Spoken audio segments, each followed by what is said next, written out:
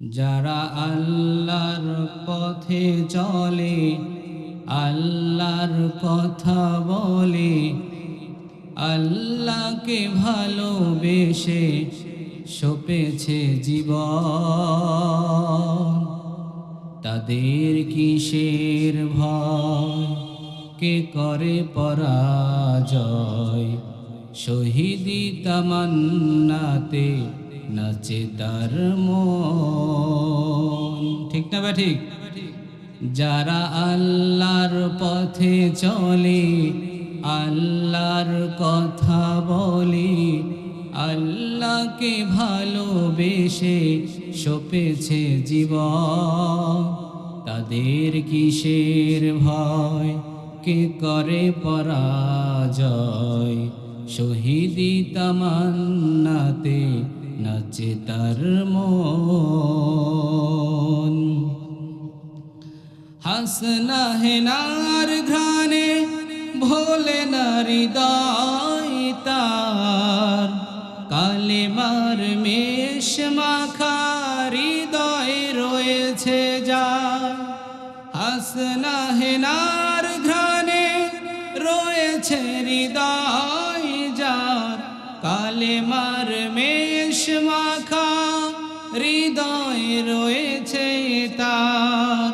সব পিছু টান ভুলে জেহাদের পথে চলে, সব পিছু টান ভুলে জেহাদের পথে চলে, সে তো তার ঈমান বলে। যারা আল্লাহর পথে চলে, আল্লাহর কথা বলে, আল্লাহকে ভালোবেসে সপেছে জীবন, তাদের কিসের ভয়, কে করে পরাজয়। শহীদি তামান্নাতে নাচে তার মন। লালসার কাছে কভু হয় না সে পরাজয়, জীবন বিলিয়ে সে তো জান্নাত করে ক্রয়। ঠিক না বা ঠিক? জোরে বলেন।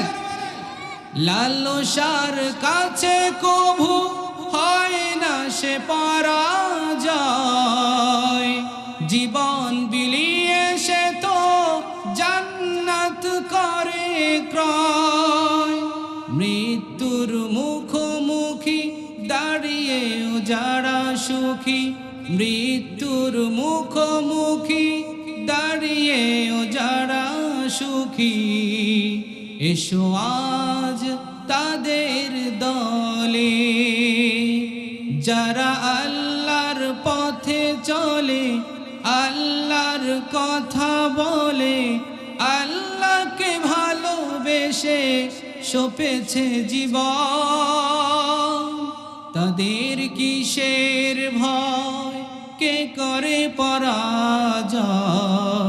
শহীদি তামান্নাতে নাচে তার মন। সকলে পড়েন আমিন। এরে দোহারের মুসলমান, আবু বকরের মতো জান্নাতের টিকিট প্রাপ্ত 1 নম্বর সাহাবা, ওই সাহাবা যদি আখিরাতের ভয় এইরকম সারাটা রাত কান্না করে, তাইলে আজ তোমার আমার কি পরিমাণ কান্না করা দরকার। ও এলাকার আম্মা জানেরা, আজকে দুনিয়ার জমিনে থাইকা টিভি দেখো সারাটা রাত, সারা দিনভর সিরিয়াল দেখো, মোবাইলে টিকটক দেখো, গজব দেখো, আরো কত কি দেখো। স্বামীর সাথে খারাপ একের পরে এক ব্যবহার করো। তুমি বেপরদায় বাজারে যাও, মোবাইলে বেপরদায় বিভিন্ন খারাপ জিনিস দেখো। আরে আম্মা জানেরা, মৃত্যুর কথাটা কি একবারের জন্য স্মরণ হয় না? আজকে রাতের বেলা যদি দুনিয়ার থেকে বিদায় হয়ে যাও, আগামীকাল এলাকার মানুষ তোমাকে বলবে না 2টা দিন রাখো। আরে নবীর উম্মতের দল, বল, বিদায় নেওয়ার সময় কেউ তোমাকে একটা ভালো জিনিস উপহার দিবে না। গায়ের সমস্ত পোশাকগুলো কেটে কেটে রেখে দিবে। ওই বাজারের সাদা কাফন ছাড়া আর কিছুই সাথে যাবে না। এত কোটি কোটি টাকা দিয়া বাড়ি বানাইলা, এত কোটি কোটি টাকা দিয়া জমি জমা করলা, এত সুন্দর সুন্দর খাট পালন বানাইলা। ওই খাটের ভিতরে রাতের বেলা যুবক মারা গিয়েছে, যুবকের মা সকালবেলা খবর দেয়, এই যুবকের চাচা বাবা আরো কারা আছে সবাইকে খবর দিয়া নিয়ে আসে। তাকায়া দেখো আমার সন্তান কেমন যেন কোনো কথা কয় না। এত করে ডাকতেছি, সন্তান কেন জাগতেছে না? লোকজন আইসা ভালো করে ধাক্কা দিয়ে তাকায়া দেখে ওই যুবক তো আর দুনিয়ার জমিনে নাই, দুনিয়ার থেকে বিদায় হয়ে চলে গেছে।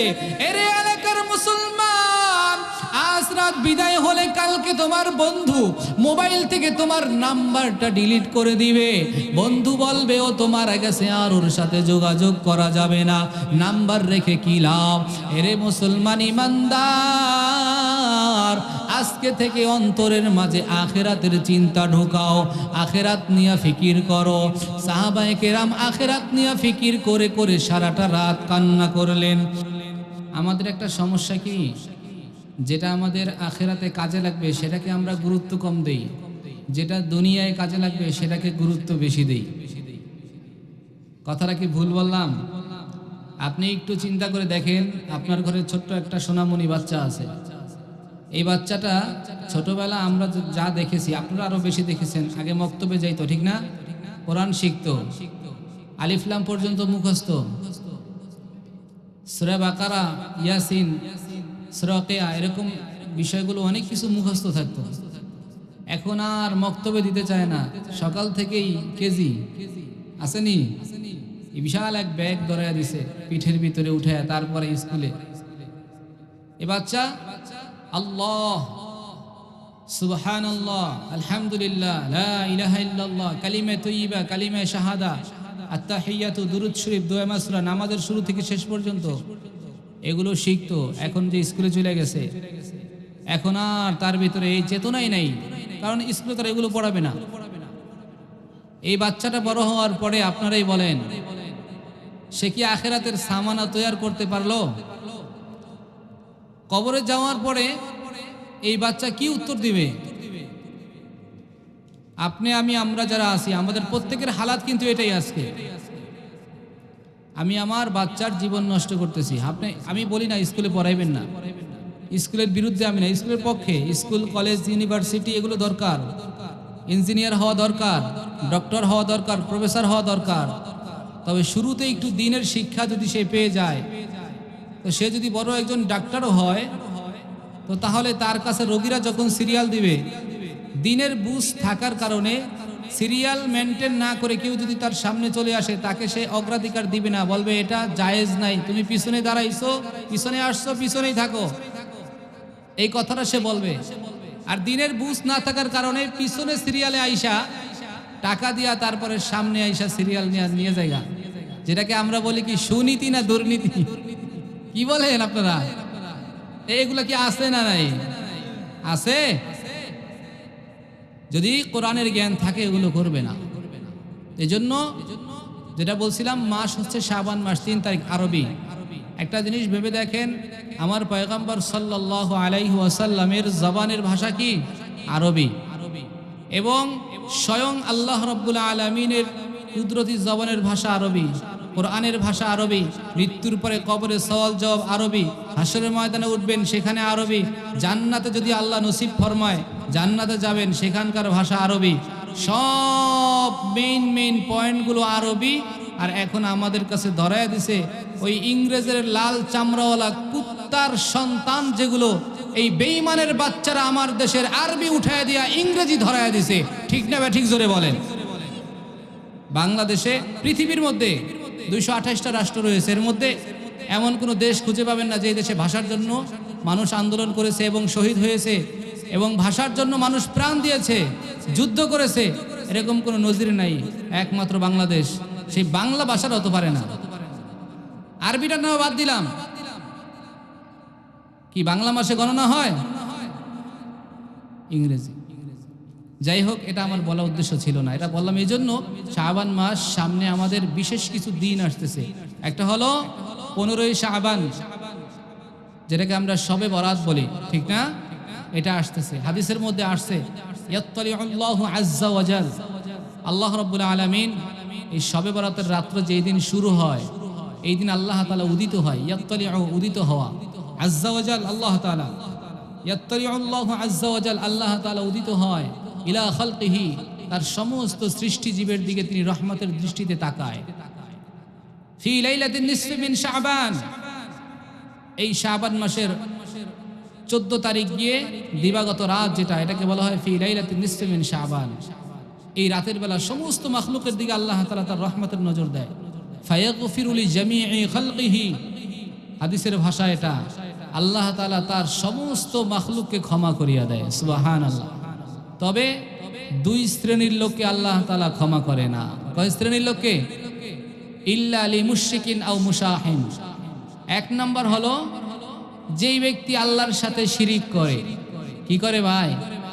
শিরিক এত বড় খারাপ, আল্লাহ পাক রব্বুল আলামিন সূরা আনআমের 151, 52, 53, এখানে 10টা বিষয়, যদিও আমার এটা আজকে আলোচনার সাবজেক্ট না, একটু বলে দিচ্ছি। 151 নম্বর আয়াতের শুরুতে আল্লাহ তাআলা বলেছেন, উল তাআলাউ আতলু মা হাররামা রাব্বুকুম আলাইকুম আল্লা তুশরিকু বিহি শাইআ। হে নবী, আপনি আপনার উম্মতদেরকে ডেকে একত্র করে তারপর বলে দেন আমি আল্লাহ তাআলা তাদের উপর যেগুলো হারাম করেছি এমন বিষয় 10টা, তার মধ্যে 1 নম্বর আল্লা তুশরিকু বিহি শাইআ, তারা যেন কখনো আমি রবের সাথে কাউকে শরীক না করে। হাদিসের মধ্যে আছে, আল্লাহ রাসূল বলেন, আবু যার গিফারী রাদিয়াল্লাহু তাআলা আনহু থেকে হাদিসটি বর্ণিত, তিনি বলেন যে মৃত্যুর আগে আল্লাহ রাসূল আমাকে 10টা ওসিয়ত করেছিলেন। তার মধ্যে একটা ওসিয়ত হলো, প্রথম যেটা আল্লাহ রাসূল বলেছে, হে আবু যার শুনে নাও, লা তুশরিক বিল্লাহি শাইআ ওয়া ইন কুতিলতা ওয়া হুররিকতা, আল্লাহর সাথে কখনো শরীক করবা না, শিরিক করবা না। যদিও তোমাকে আগুনে পুড়িয়ে ফেলানো হয়, তোমাকে জ্বালিয়ে ফেলা হয়, তোমাকে হত্যা করে ফেলা হয়, এরপরও আল্লাহর সাথে কখনো শরীক করবা না। এই শিরিকের গুনাহটা এত মারাত্মক, কিন্তু আজকে সমাজে শিরিকের প্রচলন কম না বেশি? বেশি। কথায় কথায় শিরিক হইতেছে। আমার 2টা সন্তান যদি বিদেশ না থাকতো হুজুর, আর কই না, এই বছর গেছিলাম, নাউজুবিল্লাহ, শিরিক কিন্তু হয়ে গেছে, খবর নাই। আরে আপনার সন্তান আপনাকে খাওয়ায়, পালে, বিপদ থেকে বাঁচায়, আপনাকে বিপদ আপদ থেকে বাঁচায় কে? আল্লাহ। সেটা আমার ঈমান চলে গেল গাই জায়গায়। এজন্য আল্লাহ রাসূল বলে, এই রাতের ভিতরে লাইলাতুন নিসফি মিন শাবান, শবে বরাতের রাত্রিতে আল্লাহ তাআলা 2 শ্রেণীর লোককে যে ক্ষমা করে না, তার মধ্যে 1 নম্বর হলো যারা শিরিক করে, 2 নম্বর আও মুশাহিন। মুশাহিন বলা হয় যারা বিদ্বেষ পোষণকারী, হিংসা দেমাগে ভরা একদল লোক আছে না নাই? সমাজে কারো একটু ভালো হয়, কেউ একটু ভালোভাবে চলতেছে, তখন ওই লোকটার পিছনে লাগে, বিদ্বেষ শুরু করে, হিংসা শুরু করে, আছে না নাই? এই হিংসা বিদ্বেষ পোষণকারী এটা খুব খারাপ একটা অভ্যাস। আল্লাহ রাসূল বলে, এই 2 প্রকার লোকদেরকে আল্লাহ তাআলা ক্ষমা করবেন না। এই 2 শ্রেণীর লোকদের থেকে আল্লাহ আমাদের সবাইকে হেফাজত করেন। সবাই পড়েন আমিন। এই 15 দিন যাওয়ার পর তারপর সামনে থাকবে কয়দিন? আর 15 দিন। লাইলাতুন নিসফি মিন শাবানের পরে আর বাকি থাকে কয়দিন? 14 অথবা 15 চাঁদ অনুযায়ী। এরপরে আমাদের কাঙ্ক্ষিত মঞ্জিল, আমাদের পবিত্র মাহে রমজানুল মুবারক, ঠিক না ভাই? রমজানুল মুবারকের জন্য কি সবাই তৈয়ার আছেন? সবাই তৈয়ার আছেন তো ইনশাআল্লাহ? 30টা রোজা রাখবো যেভাবেই হোক ইনশাআল্লাহ। 1টা বছর পর আমাদের মাঝে রমজান আসতেছে, আমরা সবাই খুশি না বেজার? 1টি বছর পরে এলো রমজান, রহমত নাজাতের নিয়ে আহ্বান, ঠিক না ভাই? ঠিক। 1টি বছর পরে এলো রমজান, রহমত নাজাতের নিয়ে আহ্বান। 1টি বছর পরে এলো রমজান, রহমত নাজাতের নিয়ে আহ্বান। করব নামাজ রোজা, পড়ব তারাবি, নামাজের সাথে আছে বেহেশতের চাবি। তাই দেখে ইবলিস করে আনচান, তাই দেখে ইবলিস করে আনচান। একটি বছর পরে এলো রমজান, রহমত নাজাতের নিয়ে আহ্বান। ঠিক না ঠিক জোরে বলেন। আবার দেখবেন এই রমজানের মধ্যে একদল আছে অজুহাত দেয়, কয় আমার গ্যাস্ট্রিক, এই কারণে রোজা রাখতে পারি না। আছে না নাই? সব কাজ ঠিকঠাক মতো চলে, রোজা এলেই তার সমস্যা। আছে না নাই? সব কাজে ঠিক মতো চলে দিন রাত, নামাজ রোজার বেলায় যত অজুহাত। ঠিক না ঠিক? যারা ঠিক কয় না বুঝবেন তারা ওই গ্রুপ। এবার দেখবেন কিন্তু চেহারাগুলো ঘুরে ঘুরে দেখেন। সব কাজে ঠিক মতো চলে দিন রাত, নামাজ রোজার বেলায় যত অজুহাত। ঠিক না ঠিক? এই তো এবার ঠিক আছে, মুরব্বীরাও কয় ঠিক। তার মানে এই ঠিকটা এতক্ষণ কই আছিল। আল্লাহু আকবার। আল্লাহ আপনি আমাদের সবাইকে রমজানের পরিপূর্ণ রোজাগুলো আদায়েরও তৌফিক দান করে দিন, বলেন আমিন। এই দুইটা বিষয় একটু টাচ দিয়ে দিলাম। হয়তো অনেকে মন খারাপ করতেছে, কি রে হুজুরে আয়াত পড়লো কি আর আলোচনা করতেছে কি? না, আল্লাহ তাআলা আপনাদের দোয়ায় এতটুকু জেহেন দিয়েছে, এখানে বসেছি আপনাদের দোয়ায়। তো কোন বিষয় আলোচনা শুরু করেছি এটা এবং শুরু করব কোন সময় এটা আমার জানা আছে। আমি আমার পয়েন্ট থেকে কখনোই দূরে সরে যাব না।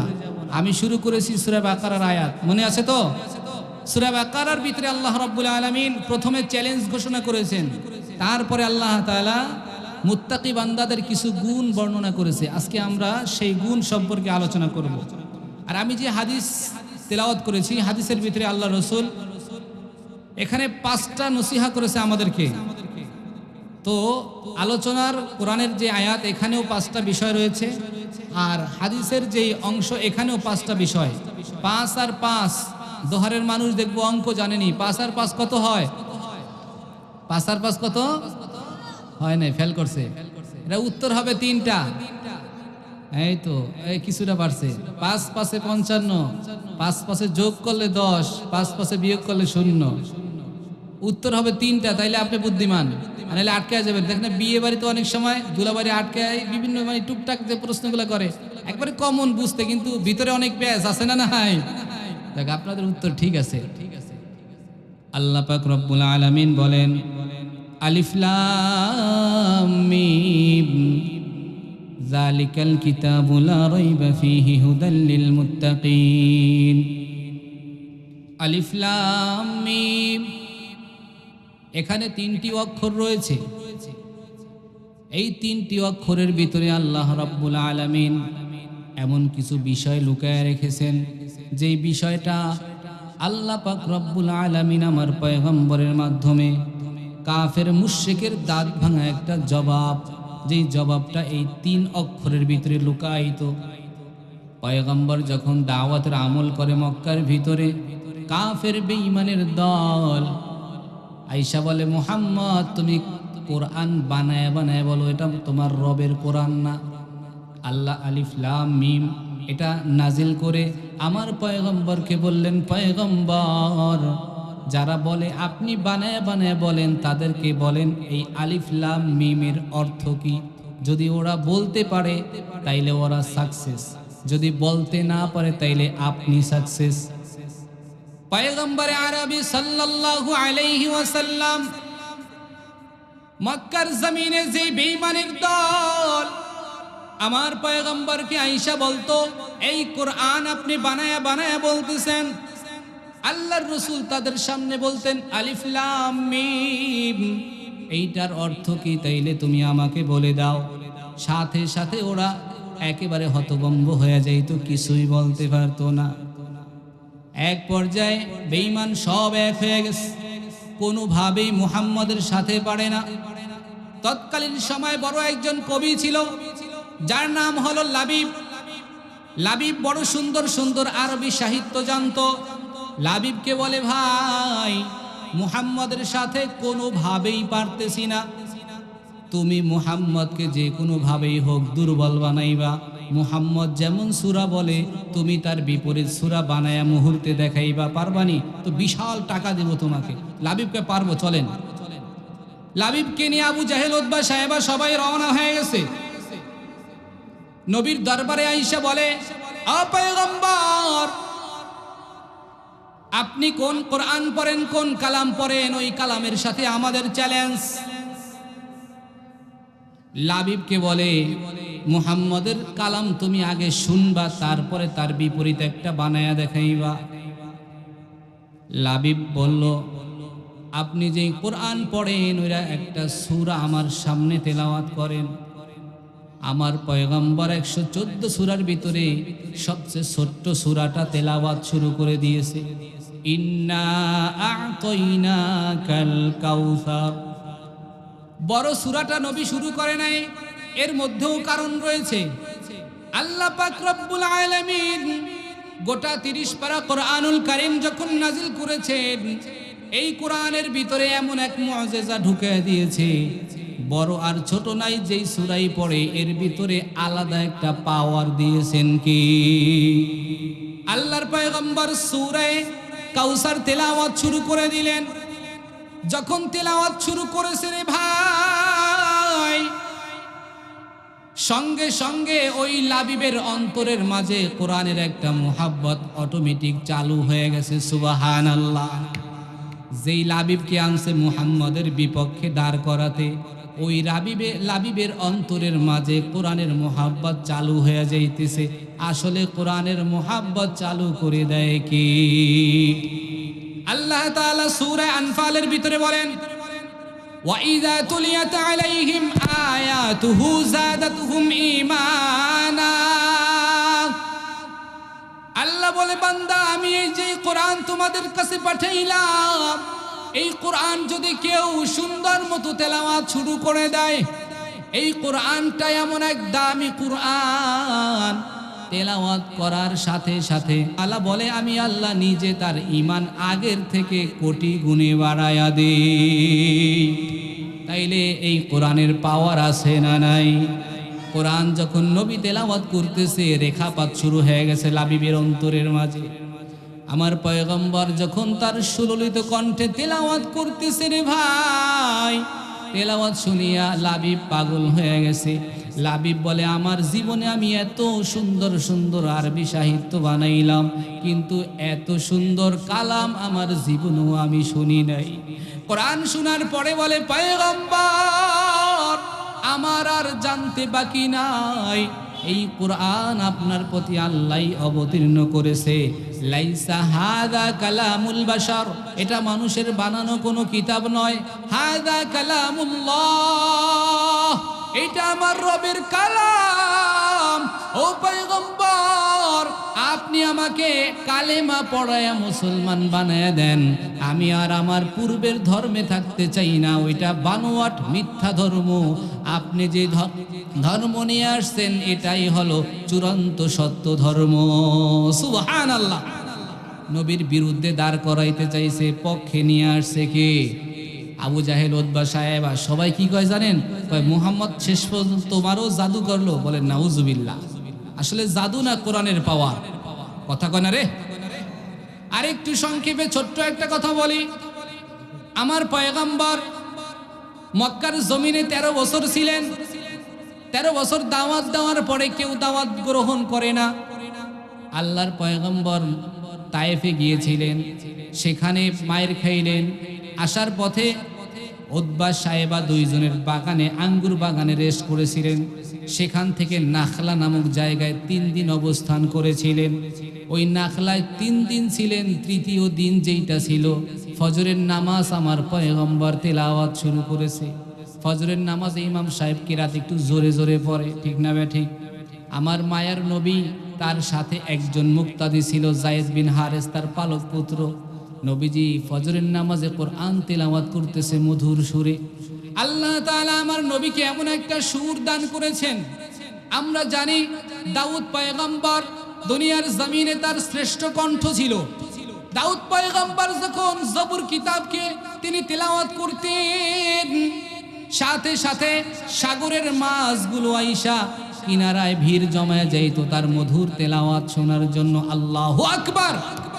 কিন্তু আমার পয়গম্বরের কণ্ঠটা কি পরিমাণ সুন্দর রে ভাই!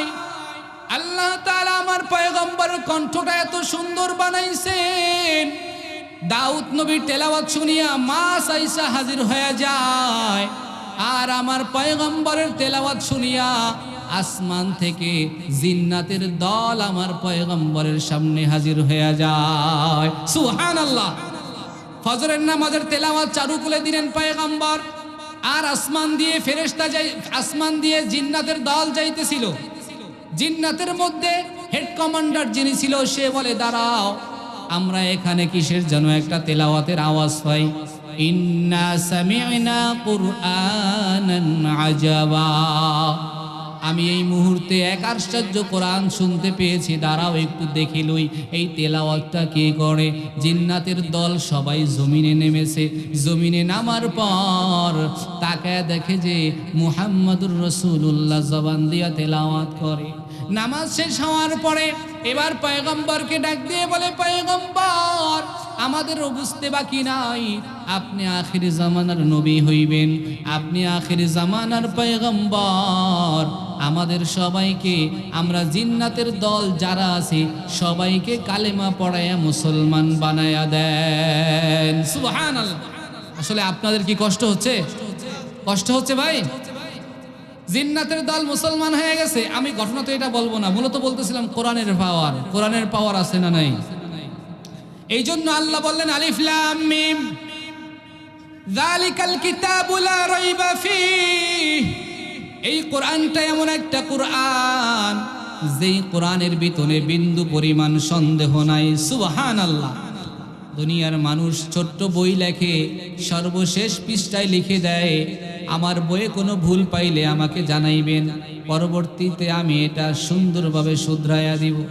আল্লাহ তাআলা কোরআন লিপিবদ্ধ করাইলেন সাহাবীদের মাধ্যমে, আর ওহির মাধ্যমে নবীর সিনায় ঢুকাইয়া দিলেন।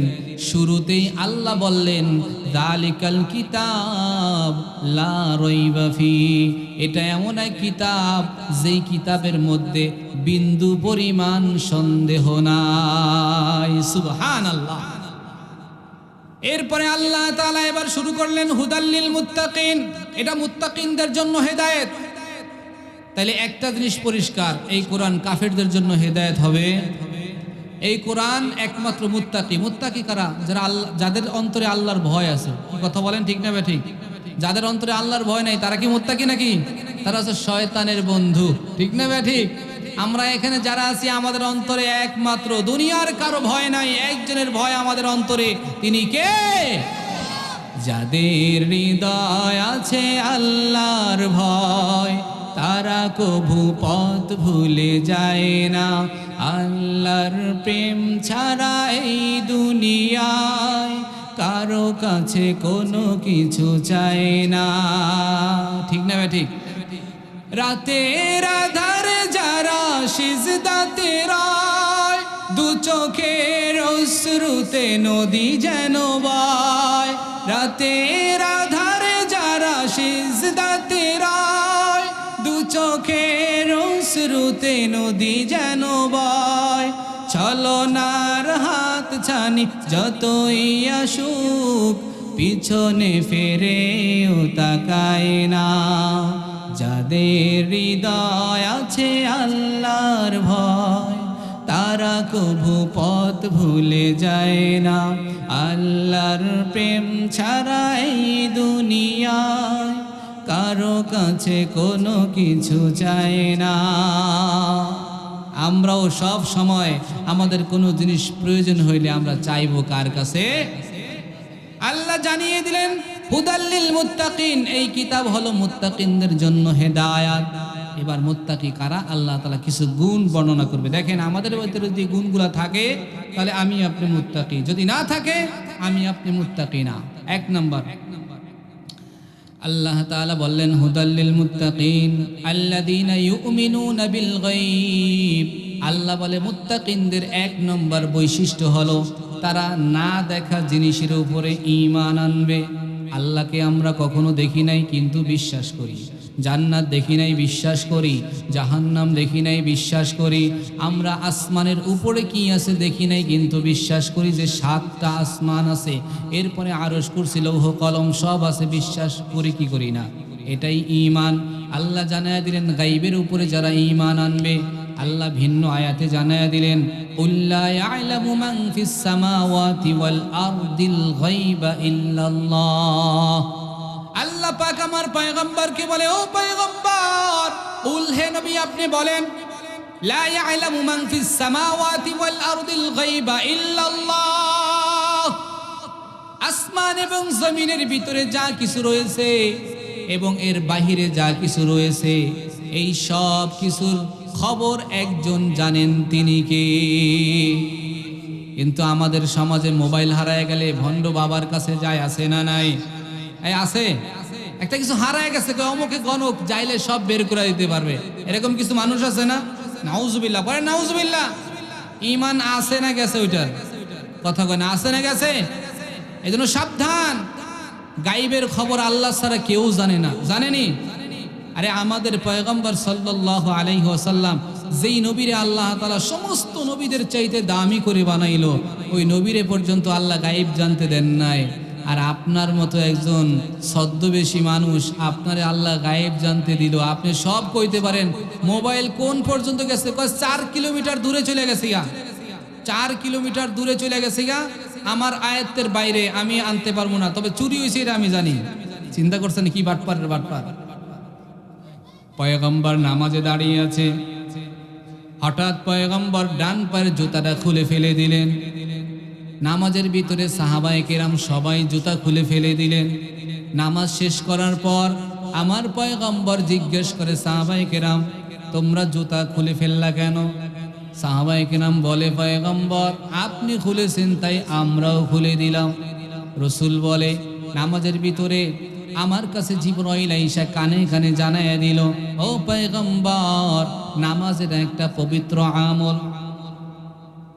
এই পবিত্র আমল পবিত্র অবস্থায় করতে হয়। ইসলামের প্রাথমিক যুগে জুতা পরিধান করে নামাজ পড়া জায়েজ ছিল, কিন্তু আপনার জুতার নিচে কতগুলো নাপাকি লেগে আছে, জুতাটা তাড়াতাড়ি খুলে ফেলেন। এই জন্য আমি খুলে ফেলেছি, তোমরা কেন খুললা? আপনি খুলছেন তাই খুললাম। এবার একটু চিন্তা করে বুঝেন রে ভাই, সামান্য জুতার নিচে থাকা একটা ময়লার খবর যদি আমার আপনার পয়গম্বর না জানে, তাহলে আমার পয়গম্বর কি কোনো গায়েবের খবর জানতে পারে নাকি?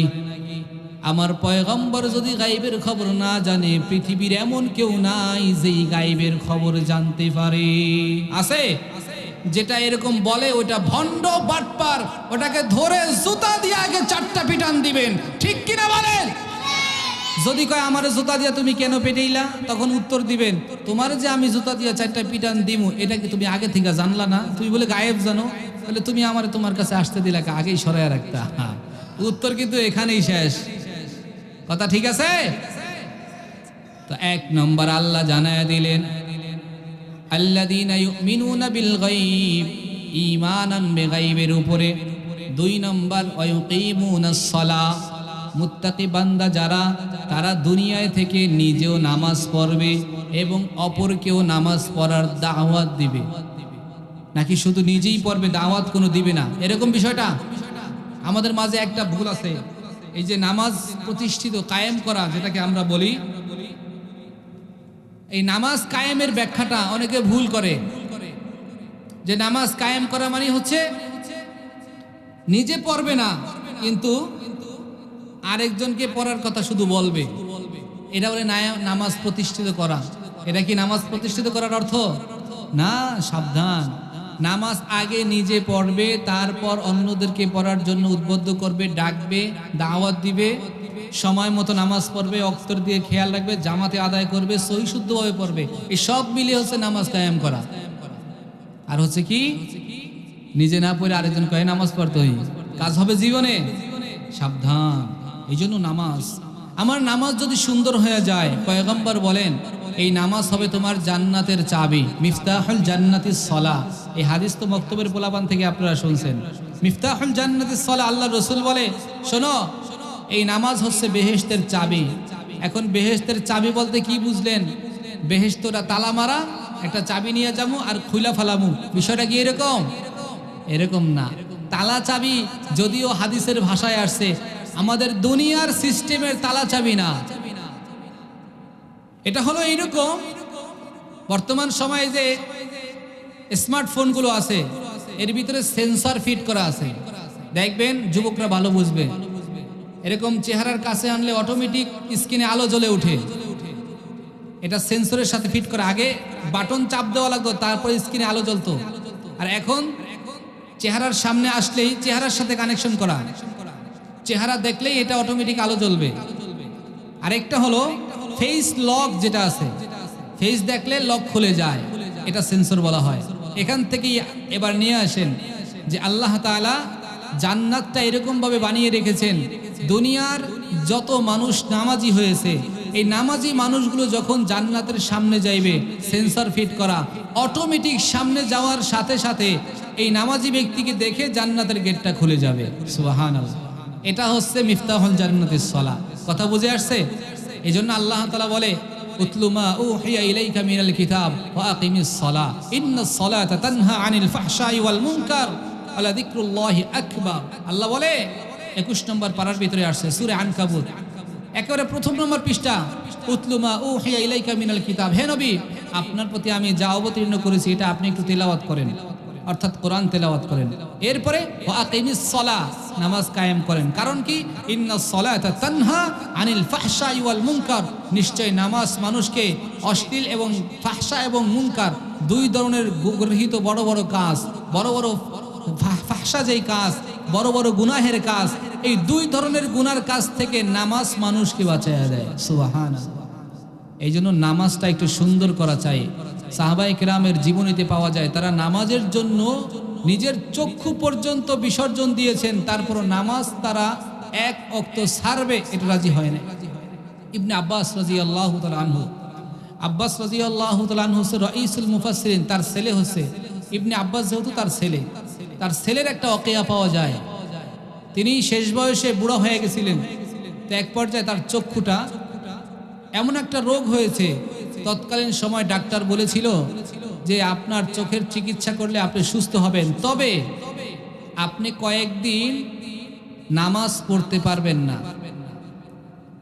ইবনে আব্বাস রাদিয়াল্লাহু তাআলা আনহু বলে, আমি এমন এক নামাজের পাগল যেই নামাজের জন্য আমার জীবন আমি দিতে পারি, আমার চোখের কোনো প্রয়োজন নাই।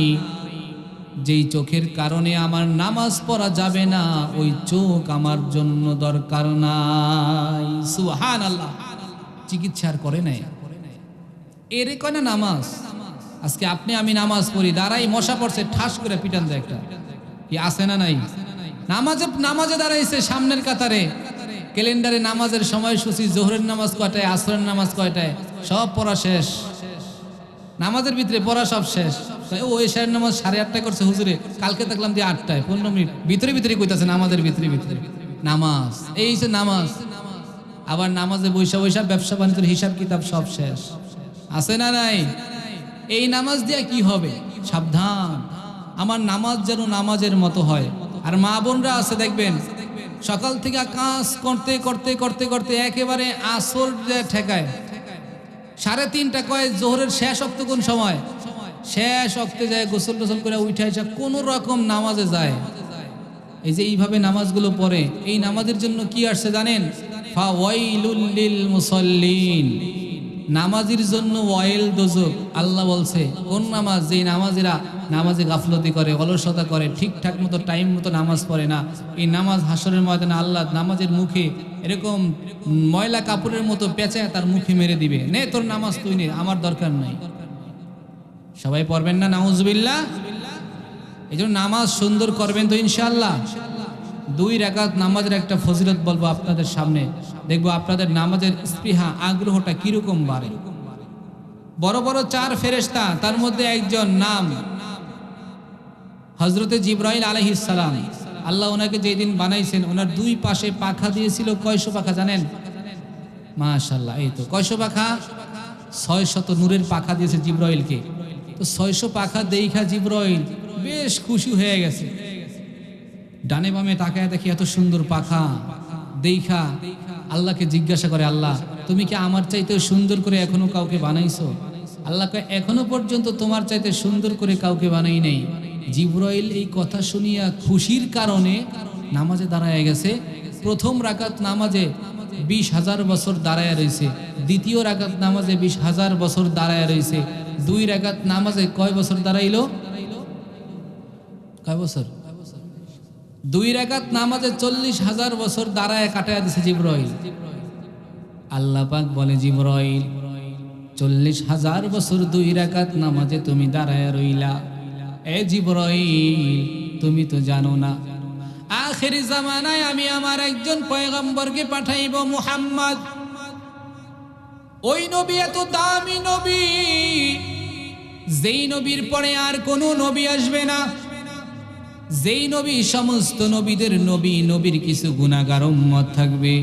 ওই গুনাহগার উম্মতের দল গুনাহ করে করে তওবার নিয়তে 2 রাকাত নামাজ যখন আদায় করবে, এ জিবরাইল শুনে নেও, তুমি 2 রাকাত নামাজে দাঁড়ায়া 40,000 বছর থাইকা আমি আল্লাহর যেই নৈকট্য অর্জন করেছো, আমার আখিরি জামানার আমার পয়গম্বরের গুনাহগার উম্মতের 2 রাকাত নামাজে আমি আল্লাহ তাআলা তুমি জিবরাইলের নামাজের চাইতে বেশি খুশি হয়ে যাব।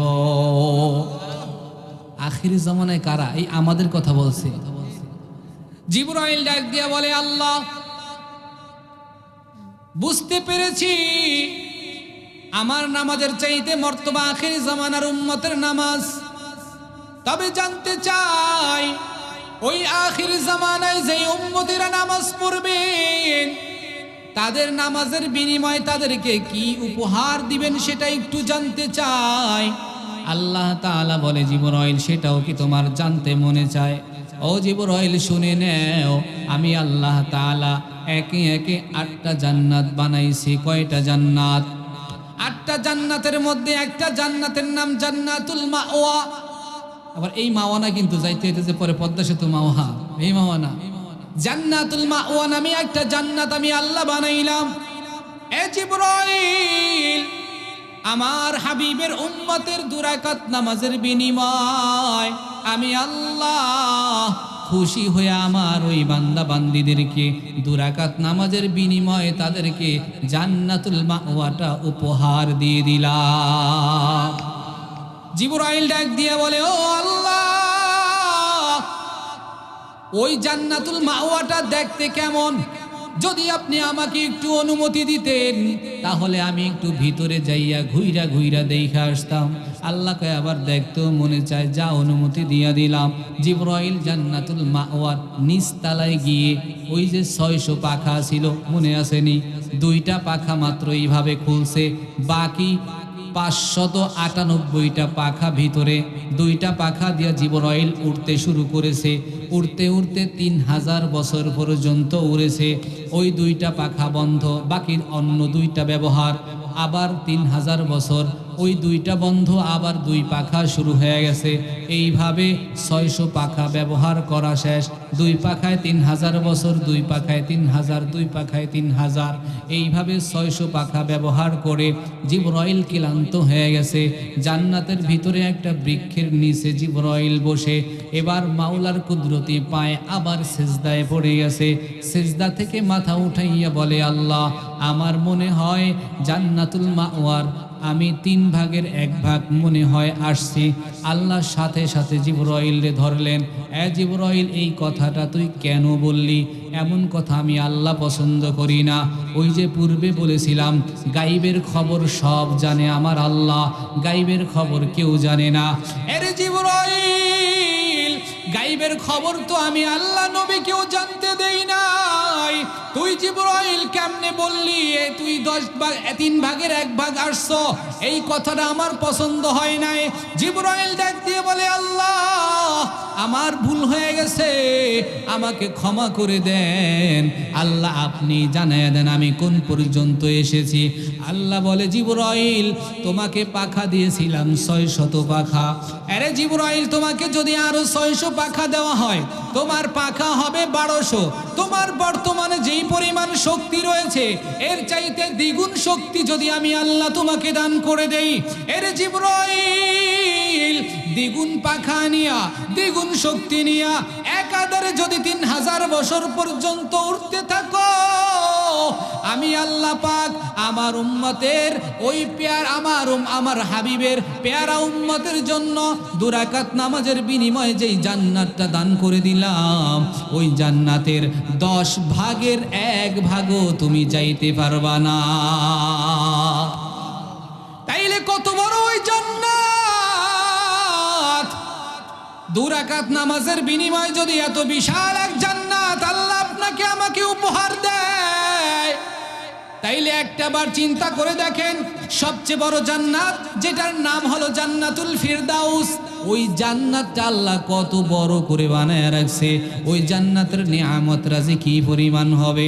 জান্নাতের বর্ণনা করতে গিয়ে একটা অধ্যায় নিয়ে আসা হয় যে জান্নাতুল মাওয়া, যদি এত জান্নাতুল ফিরদাউস কি পরিমাণ বড়, তার বর্ণনা দিতে যায় কিতাবের মধ্যে লিখেছে, যদি কেউ জান্নাতুল ফিরদাউসের ছাদে দাঁড়ায় আর ছাদে দাঁড়ায় যদি নিচের দিকে তাকায়, তাইলে অন্যান্য যে জান্নাতগুলো আছে, এই যে মাত্র একটা জান্নাতের বিবরণ দিলাম, আবার হাদিসের মধ্যে আছে সবচেয়ে ছোট জান্নাত যেটা, এটাও এই পৃথিবীর 10 দুনিয়ার সমান। সুবহানাল্লাহ, 10টা পৃথিবীর সমান সবচেয়ে ছোট জান্নাত।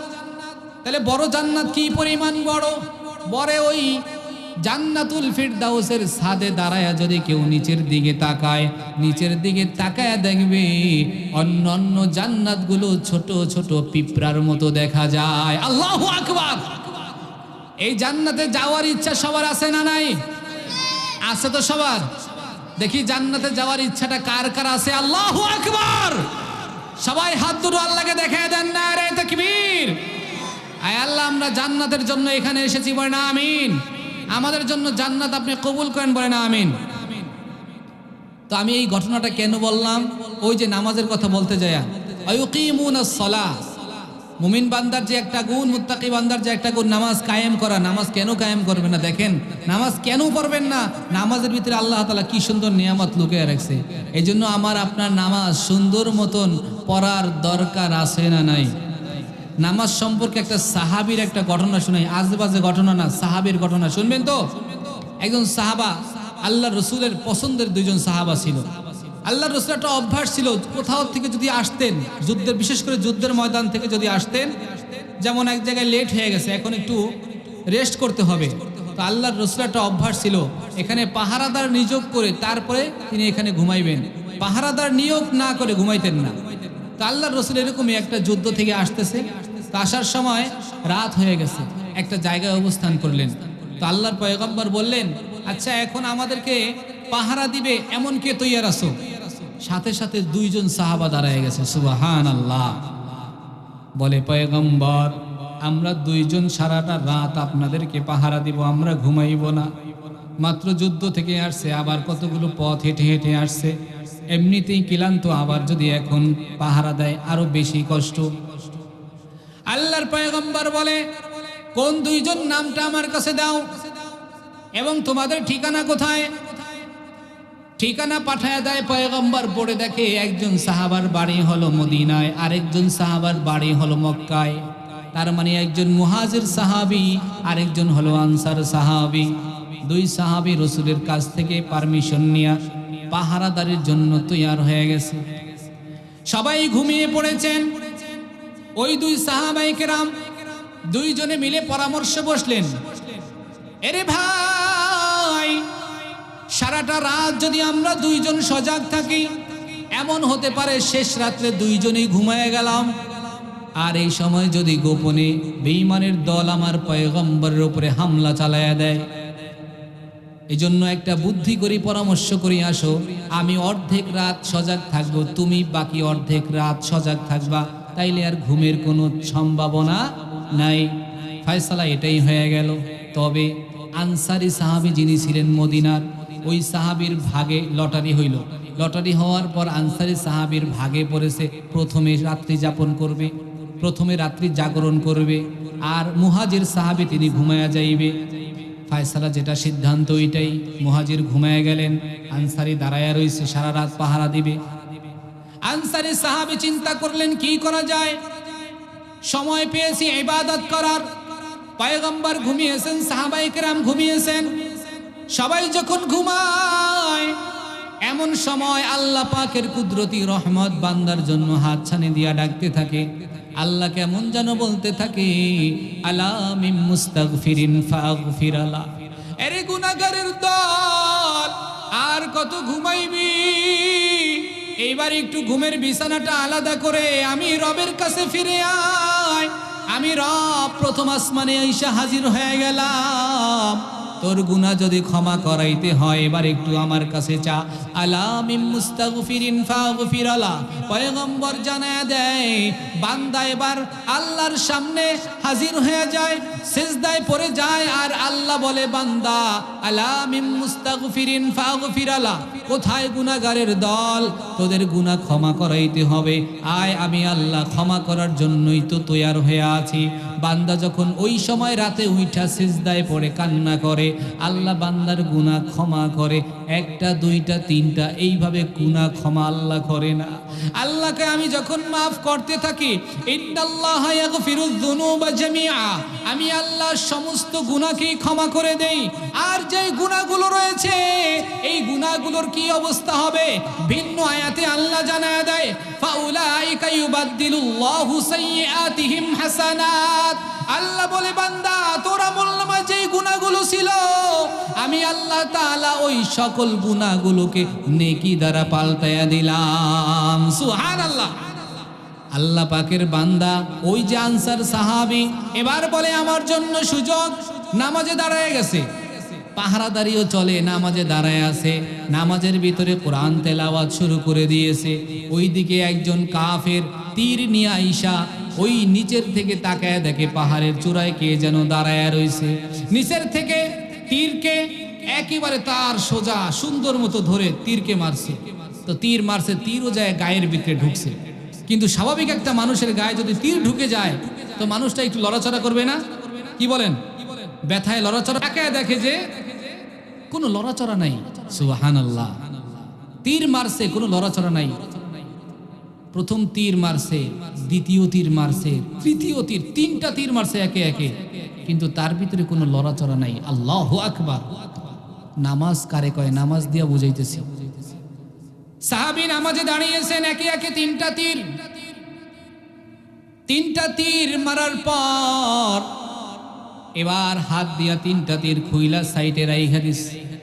তীরের আওয়াজ পায়া ঘুমন্ত সাথী জাগ্রত হয়ে গেছে। এবার দেখে তার গায়ের থেকে রক্ত পড়তেছে।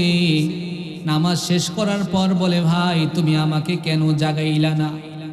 তোমার তো কঠিন একটা অবস্থা, তুমি আমাকে কেন বললা না? আনসার সাহাবী বলে, ভাই নামাজ যখন শুরু করেছিলাম আমি আমার মাওলার কোরআন তেলাওয়াত করতেছিলাম। কোরআনের ভিতরে 114 সূরার ভিতরে একটা সূরা আছে সূরাতুল কাহাফ। আমি ওই সূরাতুল কাহাফ তেলাওয়াত করতেছিলাম।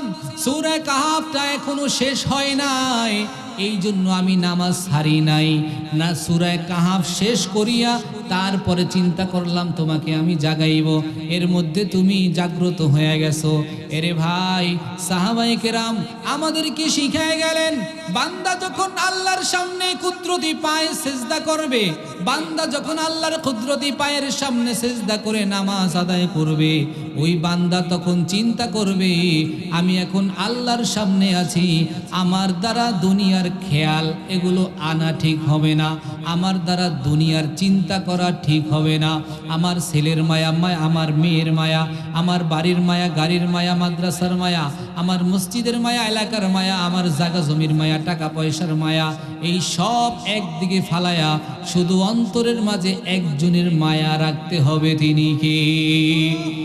আল্লাহর মায়া নিয়ে যদি বান্দা নামাজ পড়তে পারে, আল্লাহ বলে এই নামাজটা আমার কাছে এত দামি, আমি আল্লাহ এই নামাজের বিনিময়ে বান্দাকে স্পেশাল ভাবে একটা পুরস্কার দিব।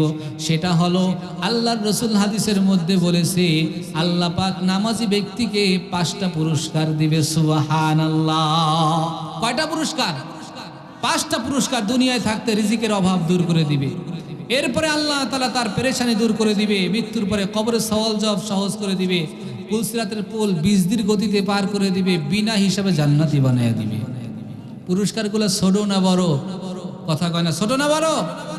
এই জন্য নামাজ পড়বেন নাকি ছাড়বেন? নামাজ পড়বেন তো সবাই? কয়েক তো করে পড়বেন, 5 ওয়াক্ত না 10 ওয়াক্ত? কয়েক তো, 2-3 জন উঠে সাথে কয়েক তো নামাজ পড়বো সবাই না। আমরা তো নিজেরা নামাজ কমাইতে থাকি শুধু। ওই যে আল্লাহ রসুল সাল্লাল্লাহু আলাইহি ওয়াসাল্লাম মেরাজে গেছে, যাওয়ার পরে 50 ওয়াক্ত নামাজ পাইছিল। কয়েক তো? ওই 50 ওয়াক্ত যদি থাকতো রে ভাই, কি যে একটা অবস্থাই না হইতো। কি কন? হ্যাঁ, হাই হাই। আল্লাহর পয়গম্বর কমাইতে কমাইতে কমাইতে কমাইতে কয়েক তো আনছিল? 5 ওয়াক্ত। সেই 5 ওয়াক্ত আবার আল্লাহ তাআলা বইলা দিছে, পয়গম্বর শুধু আপনার মুহাব্বতে যেহেতু 50 ওয়াক্তই বইলা ফেলাইছিলাম, যান আপনার উম্মত যদি ঠিক মতো 5 ওয়াক্তই আদায় করে, আমি আল্লাহ তাআলা 50 ওয়াক্ত নামাজেরই সওয়াব দিয়ে দিব। সুবহানাল্লাহ, জোরে কইবেন না? কয়েক তো নামাজের সওয়াব পাইবেন।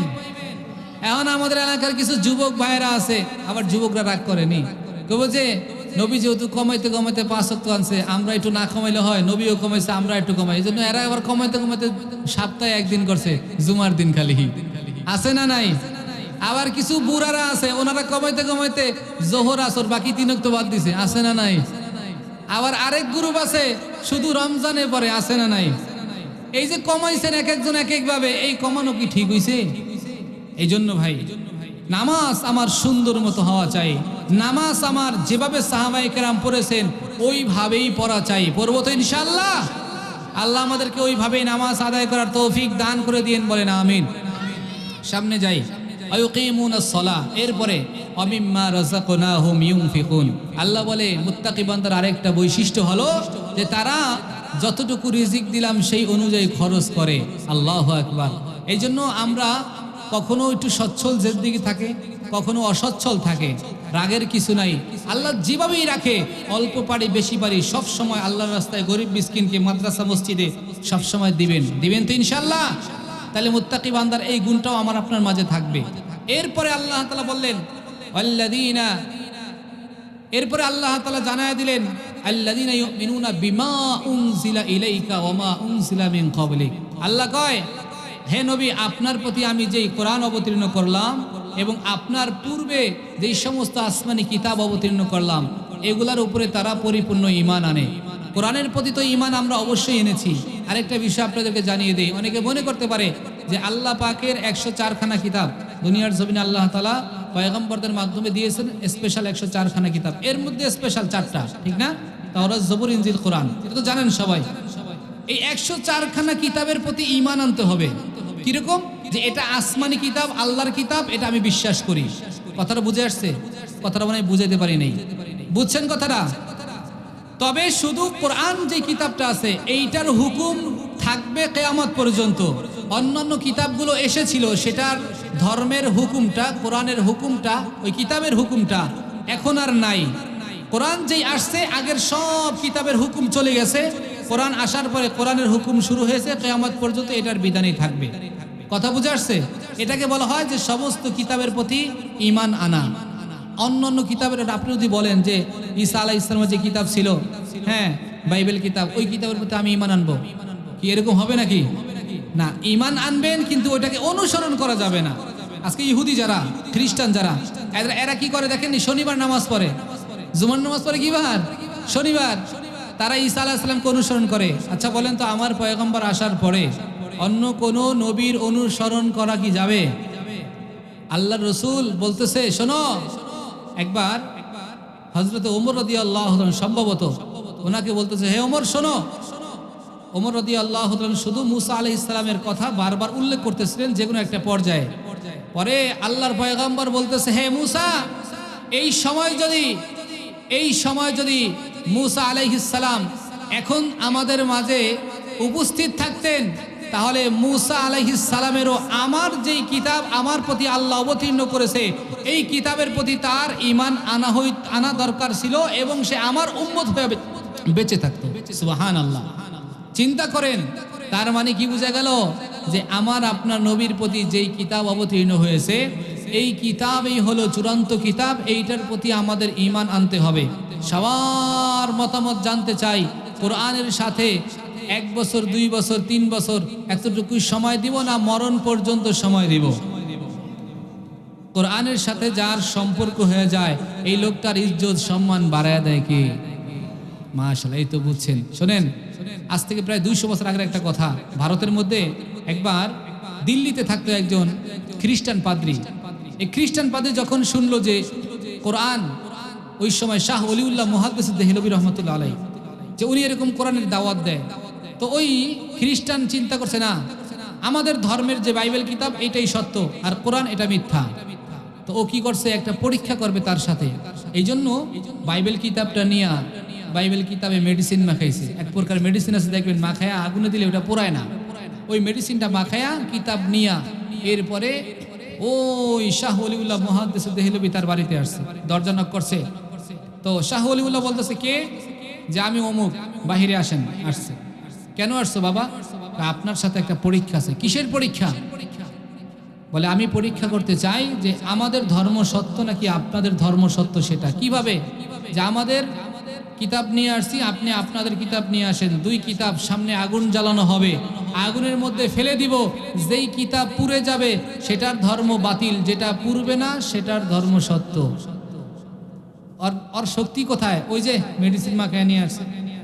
শাহ ওলিউল্লাহ মুহাদ্দিস দেহলভী রহমাতুল্লাহ আলাইহি ডাক দিয়ে বলে, ও ভাই, তুমি খ্রিস্টান ধর্মের একজন বিজ্ঞ আলেম, আমি যতদূর জানি তোমার ভিতরে বাইবেল কিতাব মুখস্থ আছে, আর আমিও নগণ্য ছোট্ট একজন আলেম, আমার ভিতরেও কোরআনুল কারীমের হেফজ শক্তিটা আছে, আমি কোরআন সিনার ভিতরে ঢুকাইছি। আরে ভাই, তুমি যেই পরীক্ষার ধরনটা দিয়েছ তার চাইতে বরং ধরনটা একটু পাল্টিয়ে দেই। তোমাদের ধর্মের কিতাব আর আমাদের ধর্মের কিতাব দুইটাই কিন্তু আসমানি কিতাব। আসমানি কিতাবকে ওই আগুনের ভিতরে ফালায়া দিয়া অপমান অপদস্থ করতে চাই না। এর চাইতে বড়, চলো তুমি আর আমি যেহেতু দুই ধর্মের মানুষ, দুইজনের সিনার ভিতরে দুই ধর্মের কিতাব কোরআন এটা সিনার ভিতরে কম বেশি রয়েছে, চলো আমরা দুইজন আগুনের ভিতরে ঝাঁপ দেই। যাকে আগুনে পুড়ায় ফেলাইবে তার ধর্ম মিথ্যা, আর যাকে আগুনে পুড়াইবে না তার ধর্ম হলো সত্য। চিল্লায় বলেন আল্লাহু আকবার।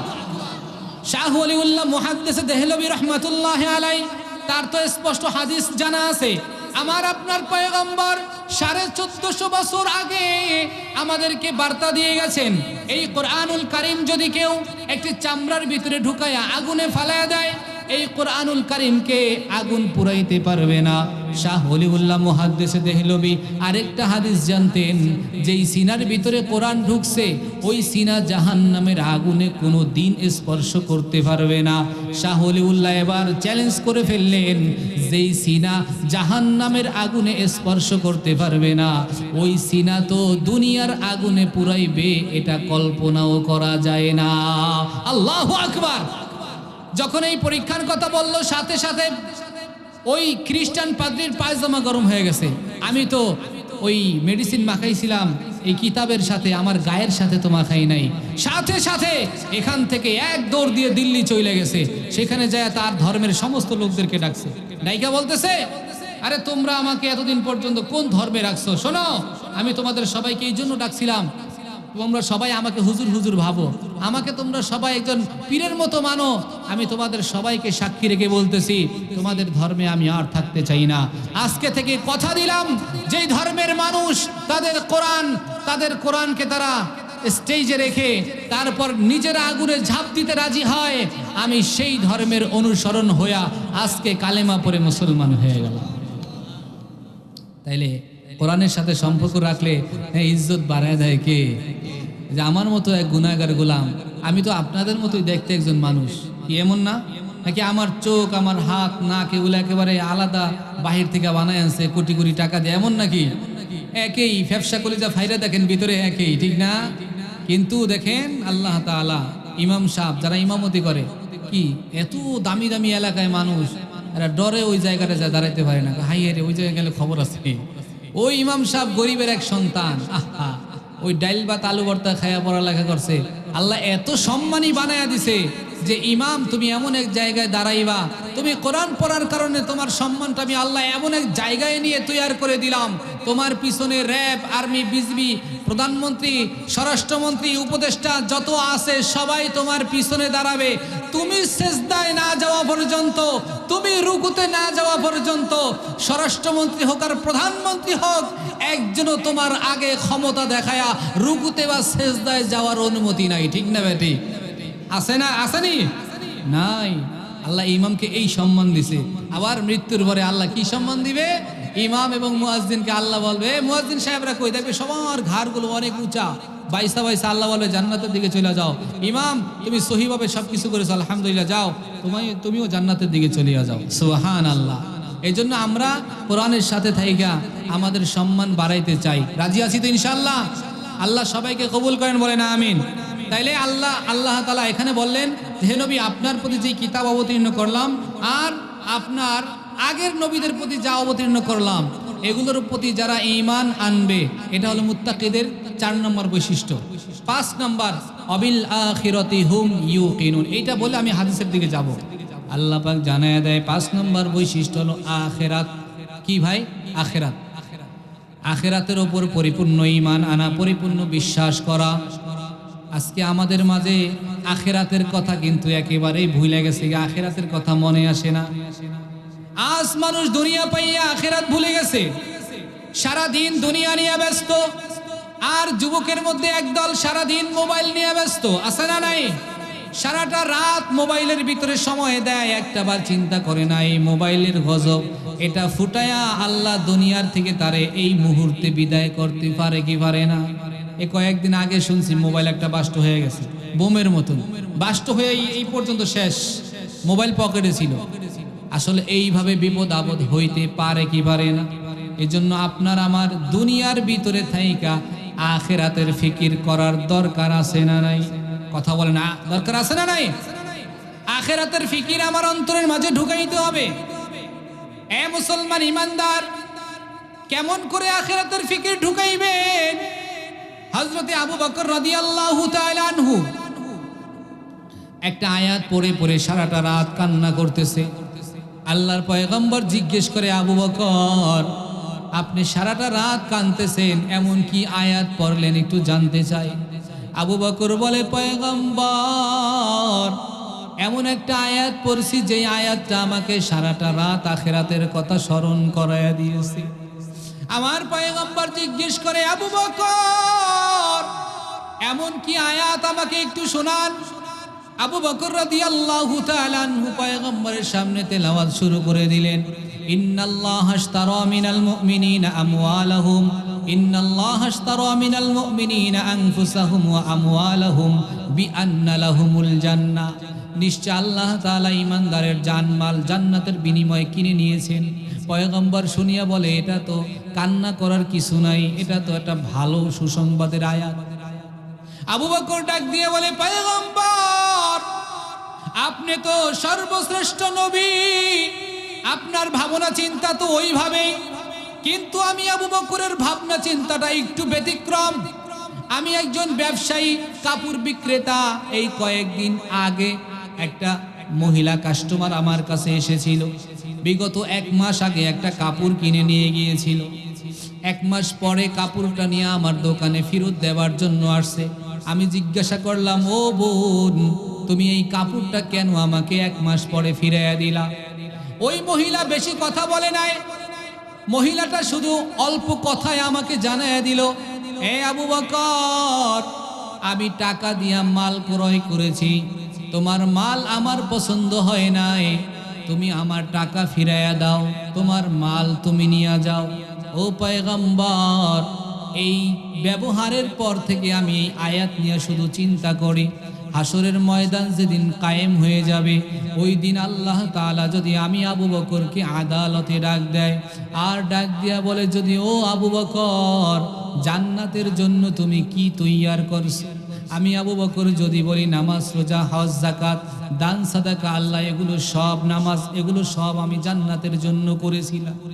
ওই সময় আমার আল্লাহ যদি বলে, আবু বকর, তোমার নামাজ, তোমার রোজা, তোমার হজ, তোমার যাকাত এগুলো কিচ্ছু আমার পছন্দ হয় নাই, হে আবু বকর, এই নামাজ, রোজা, হজ, যাকাত সব আমি তোমাকে ফিরিয়ে দিলাম, তুমি আমার জান্নাত আমাকে ফিরিয়ে দাও। ও পয়গম্বর, আমি এই আয়াত পড়ি আর আমার শুধু এই কথাটাই মনে আসে, হাসরের ময়দানে যদি আল্লাহ আমারে বলে আবু বকর সব আমার দিয়া দাও, জান্নাত দিয়া দাও, তোমার সব তুমি নিয়ে যাও, আমি আবু বকরের তখন আখেরাতে কি অবস্থা হবে? এই জন্য আমি কান্না করি। এরে দোহারের মুসলমান, আবু বকরের মতো জান্নাতের টিকিট প্রাপ্ত এক নম্বর সাহাবা, ওই সাহাবা যদি আখেরাতের ভয় এইরকম সারাটা রাত কান্না করে, তাইলে আজ তোমার আমার কি পরিমাণ কান্না করা দরকার?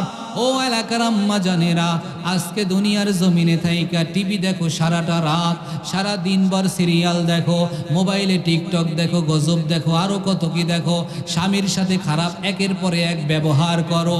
তুমি বেপরদায় বাজারে যাও, মোবাইলে বেপরদায় বিভিন্ন খারাপ জিনিস দেখো। আরে আম্মা জানেরা, মৃত্যুর কথাটা কি একবারের জন্য স্মরণ হয় না? আজকে রাতের বেলা যদি দুনিয়ার থেকে বিদায় হয়ে যাও, আগামীকাল এলাকার মানুষ তোমাকে বলবে না 2টা দিন রাখো? আরে নবীর উম্মতের দল, বিদায় নেওয়ার সময় কেউ তোমাকে একটা ভালো জিনিস উপহার দিবে না। গায়ের সমস্ত পোশাকগুলো কেটে কেটে রেখে দিবে, ওই বাজারের সাদা কাফন ছাড়া আর কিছুই সাথে যাবে না। এত কোটি কোটি টাকা দিয়া বাড়ি বানাইলা, এত কোটি কোটি টাকা দিয়া জমি জমা করলা, এত সুন্দর সুন্দর খাট পালন বানাইলা, ওই খাটের ভিতরে রাতের বেলা যুবক মারা গিয়েছে, যুবকের মা সকালবেলা খবর দেয়, এই যুবকের চাচা বাবা আরো কারা আছে সবাইকে খবর দিয়া নিয়ে আসে, তাকায়া দেখো আমার সন্তান কেমন যেন কোনো কথা কয় না, এত করে ডাকতেছি সন্তান কেন জাগতেছে না? লোকজন আইসা ভালো করে ধাক্কা দিয়ে তাকায় দেখে ওই যুবক তো আর দুনিয়ার জমিনে নাই, দুনিয়ার থেকে বিদায় হয়ে চলে গেছে। এরে এলাকার মুসলমান, আজ রাত বিদায় হলে কালকে তোমার বন্ধু মোবাইল থেকে তোমার নাম্বারটা ডিলিট করে দিবে, বন্ধু বলবে ও তো মারা গেছে আর ওর সাথে যোগাযোগ করা যাবে না, নাম্বার রেখে কি লাভ? এরে মুসলমান ইমানদার, আজকে থেকে অন্তরের মাঝে আখেরাতের চিন্তা ঢোকাও, আখেরাত নিয়ে ফিকির করো। সাহাবায়ে কেরাম আখেরাত নিয়ে ফিকির করে করে সারাটা রাত কান্না করলেন। আল্লাহর পয়গম্বরের বিবি আম্মা জান খাদিজাতুল কুবরা রাদিয়াল্লাহু তাআলা আনহা একদিন ঘরের মধ্যে বসে বসে কান্না করে, এমন সময় ফাতেমা দৌড়ায় আসছে, জিজ্ঞাসা করে মা আপনি কেন কান্না করেন? আম্মা জান খাদিজা বলে ফাতেমা রে, এতদিন পর্যন্ত তোর বাবার সাথে আমি ছিলাম, আমার কোনো ভয় কাজ করে নাই, হঠাৎ করে আজ আমার কবরের কথা মনে পড়ে গেছে রে ফাতেমা, আমি যদি আজকে দুনিয়ার থেকে বিদায় হয়ে যাই, আমার ওই কবরে তো কেউ যাবে না, আমার কবরে তোমার বাবাও তো যাবে না, আমার কবরে তুমি ফাতেমাও যাইবা না, আমার কবরে আমার একা একা থাকতে হবে। খাদিজাই কথা বলে আর কান্না করে। এমন সময় ফাতেমা ডাক দিয়ে বলে আম্মা জান, আপনার জীবনের সকল টাকা পয়সাগুলো আপনি ইসলামের জন্য ব্যয় করেছেন, আপনার কেন এত টেনশন? আপনি আপনার এই পয়গম্বর যাকে স্বামী হিসাবে পাইছিলেন, তাকে আপনি দুনিয়াতে কত কষ্টের সাথে আপনি গ্রহণ করেছেন, আপনি সকল দিকে তাকে সাপোর্ট দিয়েছেন, আপনার জন্য আমার পয়গম্বর সুপারিশ করবে, টেনশন করিয়েন না। আম্মা জান কান্না থামায় না। আম্মা জান বলে ফাতেমা, তোমার আব্বা যদি আজকে রাতের বেলা বাড়িতে আসে, তোমার আব্বাকে ডাক দিয়া বলবা আমি ওই কবরের কথা মনে পড়ি আর আমার নিজেকে কন্ট্রোল করতে পারি না। তোমার আব্বুকে বলবা আমি যদি আজ রাতের বেলা দুনিয়ার থেকে বিদায় হয়ে যাই, তোমার আব্বুকে বলবা তোমার আব্বুর একটা জুব্বা যেন আমার গায়ে পরাইয়া দেয়, দুনিয়ার কোনো কাফন দিয়া যেন আমার কাফন না পড়ায়। এবং তোমার আব্বুকে ডাক দিয়ে বলবা আমি মারা যাওয়ার পরে আমার লাশটা যেন পৃথিবীর অন্য কোনো মানুষ দিয়া গোসল না দেয়, তোমার আব্বু নিজে গোসল দেয়, আমার জানাজা যেন পৃথিবীর কাউকে নিয়ে না দেয়, তোমার আব্বু যেন নিজে দেয়। তোমার আব্বুকে বলবা জানাজা দেওয়ার পর কবরে যেন তোমার আব্বু নিজে আমাকে নামায়া কবরে দিয়ে আসে। এবার শেষ আরেকটা চাওয়া ফাতেমা শুনে নাও, আমাকে যখন কবরের মাটি দেওয়া শেষ হয়ে যাবে, তোমার আব্বা যেন কবরের কাছ থেকে ততক্ষণ না আসে। আমার কবরে যে 3টা প্রশ্ন হবে, ওই প্রশ্নের জবাব না হওয়া পর্যন্ত তোমার আব্বু যেন কবরের কাছ থেকে না আসে। এই যে চাওয়া পাওয়াগুলো বললাম, এটা তোমার আব্বু আসলে তুমি একটু জানায়া দিও। পয়গম্বর যখন চলে আসছে, ফাতেমা দৌড়াইয়া যায় আব্বুর কোলে উঠে বলে, আব্বা যান। ঘরের ভিতরে মা এতিম আর অসহায়ের মতো চোখের পানি ছাড়িয়া কান্না করে, আর এই কথাগুলো আমাকে বলল। পয়গম্বর আম্মাজান খাদিজাকে কলিজা দিয়া মোহাব্বত করতেন। কথাটা শুনিয়া আর দেরি করে নাই, একটা দৌড় মেরে পয়গম্বর ঘরের ভিতরে চলে গেছে। ঘরের ভিতরে যাইয়া বলে, রে খাদিজা, তুমি এত কান্না করো আর এত কথা বললা ফাতেমার কাছে, এই কথাগুলো তো তুমি সরাসরি আমাকেই বলতে পারতা। আমি নবী তো তোমার জন্য সব করতে তৈয়ার আছি। আরে খাদিজা, টেনশন করিও না, যা যা বলছো আমি নবী সব তোমার জন্য তৈয়ার করে দিব। লম্বা ঘটনা, আমি সংক্ষেপে কবরের কথাটা, আখিরাতের কথাটা স্মরণ করায় দেই। আরে দোহারের মুসলমান, আরে পর্দার আড়ালের আম্মাজান, একটা বার চিন্তা করেন, আম্মাজান খাদিজাতুল কুবরা রাদিয়াল্লাহু তাআলা আনহা দুনিয়ার থেকে বিদায় হয়ে গেল। বিদায় হওয়ার পরে এবার পয়গম্বর 1 নম্বর কাজ গোসল দিলেন, 2 নম্বর পয়গম্বরের একটা জুব্বা মোবারক তার গায়ে পরাইয়া দিলেন, 3 নম্বর নবী নিজে জানাজা পড়াইলেন, 4 নম্বর নিজে কবরে নামাইলেন, 5 নম্বর মাটি দেওয়া যখন শেষ হয়ে গেছে, সাহাবায়ে কেরাম একে একে সবাই চলে যায়। আমার মায়ার নবী পয়গম্বর ওই কবরের এক পার্শ্বে বসিয়া বসিয়া ছোট বাচ্চারা যেভাবে হাউমাউ করে কান্না করে, ওইভাবে আমার পয়গম্বর কান্না করতেছে। একজন সাহাবা দৌড়াইয়া পিছন দিকে আইসা বলে, পয়গম্বর, এইভাবে কেন আপনি কান্না করেন? আমার পয়গম্বর বলে, সাহাবী রে, আমার এই খাদিজা জীবনে আমার এত বড় বড় উপকার করেছেন, যেটা পৃথিবীতে আর কেউ করে নাই। আজ আমি আমার খাদিজাকে হারায় ফেলাইছি। আজ আমি আমার এমন একজন বিবিকে হারাইলাম, যে বিবি আমার জীবনের অন্যরকম একটা আমার জীবন সঙ্গিনী ছিল, আমার সুখের দুঃখের সাথী ছিল, আমার সকল দুঃখ কষ্ট ভুলাইয়া দিত। কাফেররা যখন আমাকে বাহিরে কষ্ট দিত, আমাকে ঘরে আসার পরে নিজে গোসল দেওয়াইয়া দিত এবং এমন এমন কথা বলতো যে আমার কষ্ট সব দূর হয়ে যেত। আজকে সেই খাদিজা আর নাই। আমি আমার খাদিজার বিয়োগ ব্যথা সহ্য করতে পারি না, আর এখানে বসে আছি। আমার খাদিজা আমার কাছে একটা জিনিস চাইছেন, খাদিজার প্রশ্নের জবাব না হওয়া পর্যন্ত আমি যেন না যাই, এই জন্য আমি এখানে বসে আছি। এমন সময় আল্লাহ তাআলা জিবরাইলকে পাঠিয়ে দিয়েছে, ও জিবরাইল, তাড়াতাড়ি যা আমার বন্ধুর কাছে যা। বন্ধুর কাছে যাইয়া বল, ও পয়গম্বর, দুনিয়ার জমিনে আপনাকে এত এত পরিমাণ দিনের জন্য আমি কষ্ট সহ্য করিয়েছি, শেষ বেলায় আমি আর আপনাকে কষ্ট দিতে চাই না। আপনার সঙ্গিনী সহধর্মিনী যিনি ছিল, এই খাদিজা দিনের জন্য এত কোরবানি করার কারণে আমি আল্লাহ খাদিজার প্রতি রাজি আর খুশি হয়ে গেলাম। পয়গম্বর, আপনার সওয়াল জবাবের উত্তর দিতে হবে না, আপনি খুশি মনে বাড়িতে চলে যান। আমি আল্লাহ তাআলা আসমান থেকে খাদিজার প্রশ্নের জবাবের ব্যবস্থা করে দিয়েছি। চিল্লায় বলেন আল্লাহু আকবার।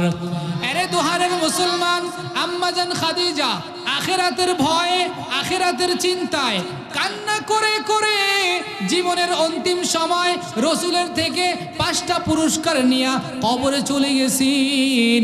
কিন্তু আমার আপনার তো যাওয়ার বেলা কোনো পুরস্কার নাই, আমার আপনার যাওয়ার বেলায় সুন্দর একটা নামাজ নাই, আমার আপনার যাওয়ার বেলায় সুন্দর একটা ইবাদত নাই। নামাজ পড়ি, রুকু ঠিক নাই, সিজদা ঠিক নাই, নামাজে সব করি ঠিকই, কিন্তু আপনার আমার জন্য আখিরাতের সামানা তৈয়ারের মতো এমন কোনো ভালো নেক আমল আমি দেখি না। আরে ভাই, এজন্য আপনাদেরকে বলবো ওই আখিরাতের টেনশনটা মাথার ভিতরে নিয়ে তারপরে ঘুমাইবেন। সবাইকে একটা সবক দিতে চাই, রাতের বেলা ঘুমের সময় শুধু চিন্তা করবেন, আমি যদি আজকে রাত্রে মরিয়াই যাইতাম, কথার কথা সকালবেলা খবর হয়ে গেল আমি দুনিয়ায় নাই, আমাকে তো সবাই কবরের মধ্যে পাঠিয়ে দিবে। কবরের মধ্যে যাওয়ার পরে যখন মানুষগুলো মাটি দিয়ে সরে যায়, হাদিসের মধ্যে এসেছে 40 কদম পর্যন্ত যাওয়ার পর অথবা মানুষের পায়ের জুতার আওয়াজ শোনা যায়। এই পরিমাণ দূরে যাওয়ার পরে ওই কবরের মধ্যে ফেরেশতা চলে আসে। ফেরেশতা 3টা প্রশ্ন করে, মান রব্বুকা ওয়া মান দীনুকা ওয়া মান হাদার রাজুল আল্লাযী বুইসা ফীকুম। ফেরেশতা প্রশ্ন করতে থাকে আর বলতে থাকে, তুমি এই প্রশ্নের জবাব দাও। যারা জবাব পারে তাদের কবরের সাথে ফেরেশতা বলে, আফরিশুহু মিনাল জান্নাহ ওয়া আলবিসুহু মিনাল জান্নাহ ওয়াফতাহু লাহু বাবান ইলাল জান্নাহ। জান্নাতের সাথে তার কবরকে সম্পর্ক বানায়া দাও, তার কবরের বিছানা জান্নাতি পোশাক বিছায়া, জান্নাতি বিছানা বিছায়া দাও, কবর তার গায়ের ভিতরে জান্নাতি পোশাক পরায়া দাও। আর যেই বেঈমান নাফরমান, যাদের নামাজ নাই, রোজা নাই, হজ নাই, যাকাত নাই, নামে মুসলমান কামে কিছু নাই, এমন যারা ওই অন্ধকার কবরে চলে গেছে, প্রশ্নের জবাব পারে না, সাথে সাথে প্রথম শাস্তি হলো 2 পাশের মাটির চাপের শাস্তি শুরু হয়ে যায়। পয়গম্বর বলেন, বেঈমান নাফরমানের কবরের মাটি 2 পাশ থেকে চাপতে থাকে, চাপতে থাকে, চাপতে চাপতে একটা পর্যায়ে ওই মানুষের দেহটার সাথে যখন মাটি লাইগা যায়, মানুষ বলে, কিরে আমার কবরটা এত বড় ছিল, হঠাৎ মাটি কেন? আরেকটু পর দেখে আরো চাপতেছে, 2 হাত চেপে গেছে, আস্তে আস্তে আরো চাপতেছে, এক পর্যায়ে সহ্য করতে পারে না, এক পর্যায়ে মাটি এমন জোরে চাপ দেয় 2 পাশের মাটির চাপে হাড়গুলো চুরমার হয়ে যায়। মানুষটা এমন জোরে বিকট চিৎকার দেয়, ওই চিৎকারের সাউন্ড যদি দুনিয়ার মানুষ শুনতো বেহুশ হয়ে যাইত। দুনিয়ার ভাই শুনলে আর জীবনে কাউকে মাটি দিত না, দুনিয়ার মা বাবা শুনলে কলিজা ফেটে মরে যাইত। এত কষ্টের একটা চিৎকার দেয়। রে নবীর উম্মতের দল, এরপরে এখানেই তো শেষ না। হাসরের ময়দানে যেই সময় তোমারে আমারে উঠানো হবে, ওই সময় 50,000 বছর থাকতে হবে। হাসরের ময়দান কায়েম হয়ে যাবে। পয়গম্বর বলেন, যখন কায়েম হয়ে যাবে মানুষের অবস্থাটা এইরকম হবে, হুফাতান উরাতান আলাতান গুরলা। আল্লাহর পয়গম্বর বলে, খালি মাথা, খালি গা, খালি পা, কোনো জায়গায় কোনো কাপড় থাকবে না, উলঙ্গ অবস্থায় মানুষগুলো দাঁড়াইবে। আম্মা জান আয়েশা বলে, পয়গম্বর আমরা আপনাদের নবীর বিবি, আমাদেরকে উলঙ্গ দাঁড়াইতে হবে? নবী বলে, হ্যাঁ তোমাদেরকে উলঙ্গ দাঁড়াইতে হবে। আম্মা জান লজ্জায় অন্যদিকে মাথা ফিরে কান্না করে। পয়গম্বর বলে, আয়েশা কাঁদতেছো? শুনে নাও, হাসরের ময়দানটা এত ভয়ঙ্কর হবে। ইন্না জালজালাতাস সাআতি শাইউন আযীম ইয়াওমা তারাউনাহা তাযহালু কুল্লু মুরদিআতিন আম্মা আরদাআত ওয়া তাদউ কুল্লু যাতি হামলিন হামলাহা ওয়া তারান নাসা সুকারা ওয়া মা হুম বিসুকারা ওয়ালাকিন্না আযাবাল্লাহি শাদীদ। আল্লাহ বলবে, ওই কিয়ামতের কঠিন সময় এমন একটা পরিস্থিতি হবে, ওই সময় মানুষগুলো সবাই এক পাগলের মতো দৌড়াদৌড়ি করবে। ওই সময় কেউ কারো দিকে তাকাইবে এই সুযোগ নাই। আম্মাজানকে সান্ত্বনা দিলেন, তুমি টেনশন করিও না, তোমার দিকে কেউ তাকাইবে এই সুযোগটাই তো নাই। এত ভয়ঙ্কর পরিস্থিতি হবে ওই সময়টা। অপরদিকে আল্লাহ পাক ওই জাহান্নামকে বলবে, জাহান্নাম একটু দাঁড়া, আমি আল্লাহ হিসাবের কাজটা শেষ করে নেই। জাহান্নাম বলবে, হাল মিম মাজিদ, আয় আল্লাহ আরো কি কেউ বাকি আছে নাকি? বাকি থাকলে ওকেও আমার পেটের ভিতরে দাও, আমার পেটের ভিতরে দিয়ে আমার ক্ষুধা নিবারণ করো। আল্লাহ বলবে, জাহান্নাম দ্বারা একটু শান্ত হ। জাহান্নাম শান্ত হয় না, জাহান্নাম বিকট চিৎকার দিয়া বারবার শুধু মানুষের দিকে আসতে চায়। এমন সময় আল্লাহ পাক বলবেন, এ ফেরেশতার দল, 70,000 জাহান্নাম নামের গলায় শিকল লাগাইয়া দে। 70,000 শিকল লাগাইয়া এক একটা শিকলের গোড়ায় 70,000 ফেরেশতা থাকবে। তারা সবাই মিলে জাহান্নামকে টেনে রাখবে। এরপরেও টেনে রাখতে পারে না। জাহান্নাম বারবার চিৎকার দিয়া শুধু ওই মানুষের দিকে আসে। আমার আপনার নবী, মায়ার নবী মাকামে মাহমুদে দাঁড়াইয়া আল্লাহর কুদরতি পায়ে সেজদায় পড়ে যাবে আর বলবে, আল্লাহ আমার উম্মতগুলোকে জাহান্নাম থেকে বাঁচাও। আয় আল্লাহ, একটা উম্মত যেন জাহান্নামে না যায়। আমার উম্মত যদি জাহান্নামে যায়, আমি নবী জান্নাতে যাইব না। আরে নবীর উম্মতের দল, ওই সময় তোমার আমার জন্য আল্লাহর পয়গম্বর এমন ভাবে কান্না করবেন, এমন কিছু প্রশংসার বাক্য বলবেন, যেই প্রশংসার বাক্য ইতিপূর্বে নবী জীবনেও কোনোদিন বলে নাই। বলার সাথে সাথে আল্লাহ তাআলা আমার পয়গম্বরের দোয়াগুলো কবুল করবেন, উম্মতগুলো বাছাই করে দিয়ে দিবেন। তবে কিছু উম্মত বাদ পড়ে যাবে। আল্লাহর পয়গম্বর যখন হাউজে কাউসারের পানি পান করায়, এমন সময় দেখবে মাঝখানে কালো পর্দা পড়ে গেছে। পয়গম্বর ডাক দিয়ে বলবে, ও আল্লাহ, আমার অনেক উম্মত এখন ওই পাশে বাকি আছে যারা পানি পান করতে পারে নাই, পর্দাটা সরাইয়া দেন, আমি একটু পানি পান করাইব। আল্লাহ বলে, হাবিব আপনি তো জানেন না 63 বছর জিন্দেগির পরে আপনি চলে আসছেন। এরপরে কিয়ামত পর্যন্ত আপনার উম্মতেরা দুই প্রকারে ভাগ হয়ে গেছে।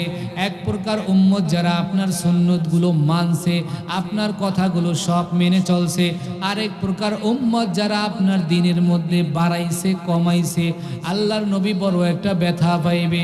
নবী বলবে, সুহকান সুহকান লিমান গায়্যারা মিন বাদি, দূর হ শয়তান, দূর হ, তোরা আমার উম্মত না। এরে দুহারের মুসলমান, এরে পর্দার আড়ালের আম্মা জান, ওই সময় ওই কথার ভিতরে যদি আমরা পড়ে যাই, আমি আপনি পড়ে যাই, পর্দার আড়ালে যদি আমি আপনি পড়িয়া যাই, পৃথিবীর এমন কোনো নবীর ক্ষমতা নাই, আল্লাহ ব্যতীত আর কারো ক্ষমতা নাই সুপারিশ করে তোমাকে আমাকে জান্নাতে পৌঁছে দিতে পারে। অতএব দুনিয়ায় থেকে আমার পয়গম্বরের সমস্ত সুন্নতগুলো মানব, নামাজ রোজা ঠিক মতো আদায় করব, আর জীবনে গুনার ধারে কাছে যাইব না।